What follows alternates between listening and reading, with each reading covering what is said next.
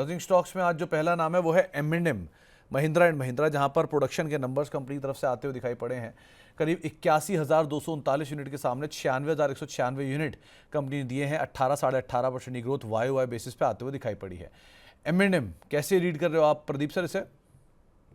Sir ऊपर से थोड़ा हल्का होते दिखाई दे रहा है। लगता है कि एक बार अगेन स्टॉक 3,400 3,350 आते हुए दिखाई देंगे। आता है तो आपको बाइंग करने का या तो एवरेज करने का सलाह रहेगा। लेकिन चार्ट में फंडामेंटली दोनों अच्छा है, बने रहने का सलाह होगा लॉन्ग टर्म के व्यू से।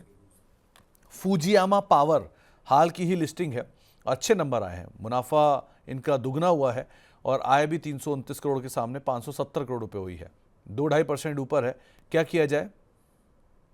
देखिए 230 के आसपास का टॉप बना के नीचे आ गया है। अभी कुछ नहीं किया जा सकता। इसको फ्रेश बाई करेंगे, सोचेंगे एक बार 230 के अबव भी अभी अवॉइड करने का सलाह रहेगा। तो अभी अवॉइड करने की सलाह आपको यहाँ पर दी गई है। लाइकवाइज फिजिक्स वाला, इसके भी नंबर आए हैं, 72 करोड़ रुपए के आसपास का मुनाफा आया है 44 करोड़ से बढ़कर, और इनका रेवेन्यू भी 1,051 करोड़ से बढ़ के 832 करोड़ रुपए रेवेन्यू आता हुआ दिखाई पड़ा है। सो करना क्या चाहिए इसमें?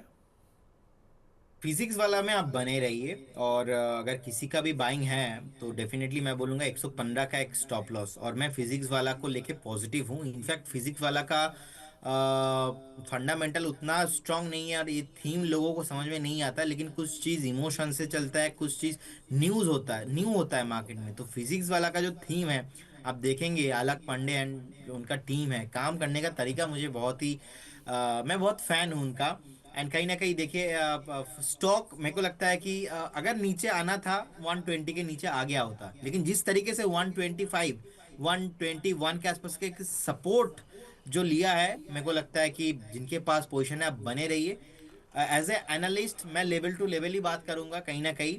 एंड मैंने देखा है बच्चों के अंदर जितना क्रेज है और जो यंग जनरेशन है कितना क्रेज होता है फिजिक्स वाला को लेके, पीडब्ल्यू को लेके, अलग पंडे को लेके। सो कहीं ना कहीं मेरे को लगता है कि कमिंग फ्यूचर ऑनलाइन जितना भी कोचिंग है वहाँ पे ही होने वाला है। एंड स्कूल कॉलेज कहीं ना कहीं लोगों को उतना पसंद नहीं आ रहा है। न्यूज जितने भी जेंजी है पसंद कर रहे हैं ऑनलाइन एजुकेशन सिस्टम को। और फिजिक्स वाला नो डाउट एक प्रोमिनेंट नाम है। लेकिन एक लेवल भी मैं देना चाहूंगा 115। कभी भी अगर इसके नीचे आता है तो मेरे तरफ से ये एग्जिट हो जाएगा। ये जो व्यू मैं दे रहा हूँ ये इनवैलिड हो जाएगा।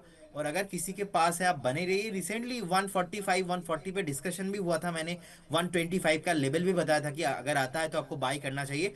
अच्छा खासा बाइंग वहां से आया देखने को मिल रहा है। 140 का प्राइस है, 175 180 जाने के लिए रेडी हो रहा है। लेकिन इसका कंफर्मेशन 150 टू 155 के ऊपर ही आपको मिलेगा जी। ओके। तो एक राय आपको फिजिक्स वाला के रेफरेंस में भी दी गई है, जहां पर नंबर्स आए हैं और नंबर्स का रिएक्शन भी है। वारी एनर्जी, वारी सोलर अमेरिका को करीब 288 मेगावाट का सोलर मॉड्यूल ऑर्डर मिला है सबांसी रिन्यूएबल से। कैसे रीड कर रहे हो आप इसे?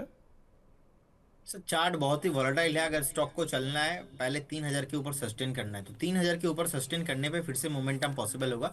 लेकिन उससे पहले मुझे लगता है कि यहाँ पे न्यू कोई पोजीशन बनाना नहीं चाहिए। इसके अलावा इंडिगो, जहां पे डीजीसीए ने कंफर्म किया है कि इनके 5% स्लॉट्स में कमी होगी, यानी कि 110 से 115 फ्लाइट इनकी घटाई जाएंगी, ग्राउंड की जाएंगी, और ये सारी फ्लाइट एयर इंडिया और इंडिया एक्सप्रेस को दी जाएंगी। कैसे आप देख रहे हो इंडिगो को?